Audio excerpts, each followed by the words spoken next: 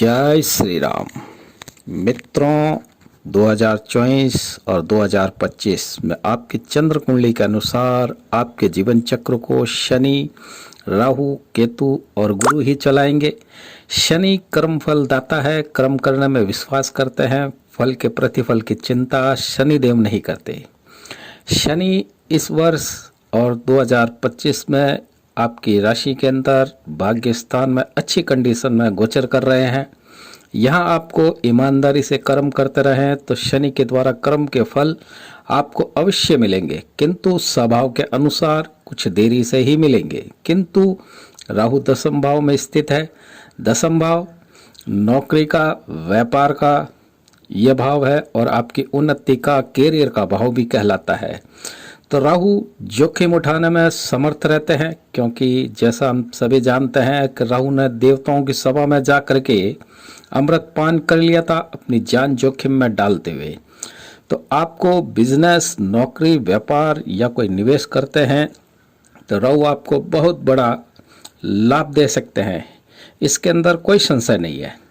आपको बुलंदियों तक पहुंचा सकते हैं, किंतु आपको चेतावनी दे दें कि आप वास्तव में अपने शनि के शुभ फल की प्राप्ति करना चाहते हैं तो आपको नैतिक कर्म ईमानदारी से करते रहें, फिर चाहे रिस्क ही क्यों ना लेनी पड़े। घाटा नहीं होगा, नुकसान नहीं होगा, लेकिन यदि आप राहु से संबंधित कार्य जैसे कि तस्करी, शराब का व्यापार, जुआ, सट्टा, इस प्रकार का कार्य करना चाहते हैं या कार्य करते हैं तो अपनी जन्म कुंडली में राहु की स्थिति का आंकलन करवाने के बाद ही करना होगा, वरना आपको मंगल का डंडा पड़ने में देरी नहीं होगी। यदि मंगल के डंडे और सूर्य के दंड से आप किसी अधिकारी की पनाह में या राजनीतिक छत्र छाया के कारण बच जाएंगे, लेकिन भाग्य स्थान का यही शनि आपको दंड अवश्य देगा, चाहे देरी से ही क्यों न दे। मिथुन राशि के जातकों को एक चेतावनी और एक सुझाव ये आप को ये देना चाहते हैं कि आप किसी भी हालात में कोर्ट के अंदर झूठी गवाही व जमानत किसी भी हालत में न देवें, वरना आपने सुना होगा ना कि झूठ बोले कौवा काटे, तो वह कौवा शनिदेव का वाहन ही होगा। तो शनि आपको कतई नहीं छोड़ेंगे। वह शनि आपको अपने शत्रु यानी कि मंगल, पुलिस, सूर्य, सरकारी अधिकारी या सरकारी यात्रा यानी कि जेल, उसके सुपुर्द कर देंगे। मित्रों, सत्य तो यह है कि 2024 में यदि आप अपने कर्म को ईमानदारी से करेंगे, साथ ही आध्यात्मिकता के साथ में जुड़ते हुए पुरुषार्थ करेंगे, तो आप इस वर्ष राजपाट ही करेंगे, क्योंकि शनि, राहु और गुरु केतु की स्थिति बहुत ही बेस्ट से बेस्ट पोजीशन में है। अर्थात अब आपको अभी तक जो सुख नहीं मिला वो अब अवश्य मिलेगा। इस बात का भी ध्यान रहे कि आपकी राशि मिथुन है, जिसके स्वामी बुध हैं।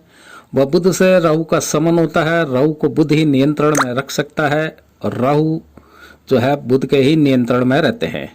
आपको एक बात और बता दें कि आप कभी भी इस संशय में हो कि आपको राहु के कारण जीवन में समस्या आ रही है, तो राहु का कोई भी राशि नहीं है, बल्कि उनके 3 नक्षत्र अवश्य हैं, आद्रा, स्वाति और शतभिषा।